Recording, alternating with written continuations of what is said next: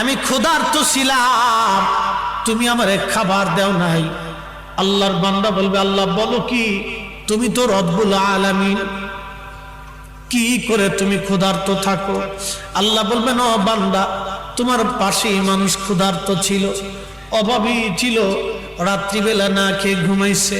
তুমি যদি সেই দিন আমার ক্ষুধার্ত বান্দার কাছে খাবার পৌঁছাইতা, সেই দিন আমি মালিকের খাবার খাওয়া হয়ে যাইতো। একবার জোরে বলা যাবে কি সুবহানাল্লাহ? বাজার, আমার দেশে বহু ধনী আছে, বহু ধনী, প্রত্যেক বছরে 2-3 বার করে মক্কা মদিনায় যায়। যদি জিজ্ঞেস করেন বাপ কি জন্য মক্কায় যান, বলে বাবা উমরা করার জন্য যাইতেছি, মক্কায় নামাজ পড়লে বিরাট বড় সওয়াব। ওই যে মাঝে মধ্যে দেখবেন ঢাকাতে আমরা তো থাকি, আমরা জানি কোটি কোটি টাকার মালিক, ওই যে তারা মাহে রমজান আসার পরে মদিনায় মক্কায় যায়। কি আজিজি ভাই বন্ধু, মক্কায় যা কি জন্য জানেননি? আমি একজনকে জিজ্ঞেস করলাম, বাপ মক্কায় প্রত্যেক মাহে রমজানে কি জন্য যান? বলে হুজুর আপনি কি জানেন না, মক্কায় 1 রাকাত নামাজ পড়লে 1 লক্ষ রাকাতের সওয়াব, মাহে রমজানে পড়লে তো কোনো হিসাব নাই। আমি বললাম, হ্যাঁ বাবা আমি তো ভালোই জানি। আচ্ছা মদিনাতে কি জন্য যান? বললো বাজান 1 রাকাত নামাজ পড়লে 50,000 রাকাতের সওয়াব হয়। আমি বললাম, হ্যাঁ বাবা কথা তো সত্য, মাহে রমজানে বিগয়রি হিসাব, এটার কোনো হিসাব নাই। আমি ডাক দিয়ে বললাম, বাজার কথা তো সঠিক, এই মক্কাতে নামাজ পড়লে 1 লক্ষ রাকাতের সওয়াব হয়, মদিনাতে 1 রাকাত পড়লে 50,000 রাকাতের সওয়াব হয়। আমি বললাম, বাজান কথা তো সঠিক, কিন্তু বাপ একটু বলবেন তো, বাড়ির পাশে আপনার এলাকায়, আপনার মহল্লাতে কত মা টাকার অভাবে ভালো ইফতার করতে পারে না।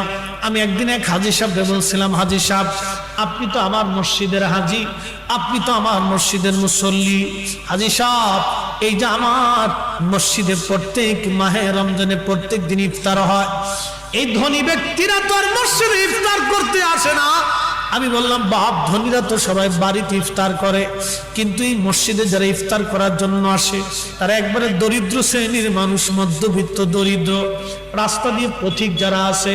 আবার অনেক সময় মসজিদে ইফতার করার জন্য বসে শহরে ঢাকাতে যারা অধিকাংশই মসজিদে যারা ইফতার করে, অধিক লোক দরিদ্র, রিক্সাওয়ালা, দিন মজুর, ভ্যানওয়ালা, সারাদিন রোজা রাখার পরে সে জানে মসজিদে গেলে ভালো একটা ইফতার হবে। আমি বললাম, হাজী সাহেব আপনি আল্লাহর ঘর তাওয়াফ করার জন্য যান নেকির আশায়, আল্লাহ পাওয়ার জন্য। হাজী সাহেব এই যে আমার গরিব মানুষ না খেয়ে থাকে, আপনি যদি প্রত্যেক দিনের জন্য ভালো একটা ইফতারের ব্যবস্থা করে যাইতেন, তাহলে আল্লাহ পাওয়ার জন্য মক্কায় দৌড়ানো লাগতো না। আপনি যদি গরিব মানুষের ঘরে খাবার দিয়ে আসতেন বাজান, আল্লাহ পাওয়ার জন্য মদিনায় দৌড়ান লাগতো না, নবী পাওয়ার জন্য মদিনায় যাওয়া লাগতো না। আপনি উম্মতের হয়ে যাইতেন, নবীর উম্মত না খেয়ে থাকবি, আর আপনি মদিনায় যাইয়া নবীর জন্য কাঁদবেন, আমার নবী ধরা দেবে না। আল্লাহর বান্দা না খেয়ে থাকবে, আর আপনি কাবা শরীফের চারপাশে ঘুরে ঘুরে কাঁদবেন আর বলবেন আল্লাহ মাফ করে দাও। আল্লাহ বলবে তা হবে না, আমার বান্দার ঘরে আগে খাবার পাঠাও, আমার বান্দারে খাওয়াইলে আমি আল্লাহর খাওয়া হয়ে যায়, আমার বান্দার আত্মাকে খুশি করলে আমি আল্লাহ খুশি হয়ে যাই। কথা বলেন ঠিক কিনা? আল্লাহর বান্দা বলবে রব বলেন কি, আল্লাহ বলেন কি, আপনি তো রব্বুল আলামিন, আপনি কি করে অসুস্থ হন? আল্লাহ পাক বলবেন, বান্দারে আমার তোমার প্রতিবেশী অসুস্থ ছিল, তুমি যদি তার সেবা করাইতা, ওষুধ কিনে দিতা, আমি আল্লাহ সেই দিন সেবা করা হয়ে যাইতো রে বান্দা, আমি আল্লাহ সেই দিন সেবা করা হয়ে যাইতো। হা হা, আমরা বুঝি কয়জন এই হাদিস, মানি কয়জন এই হাদিস?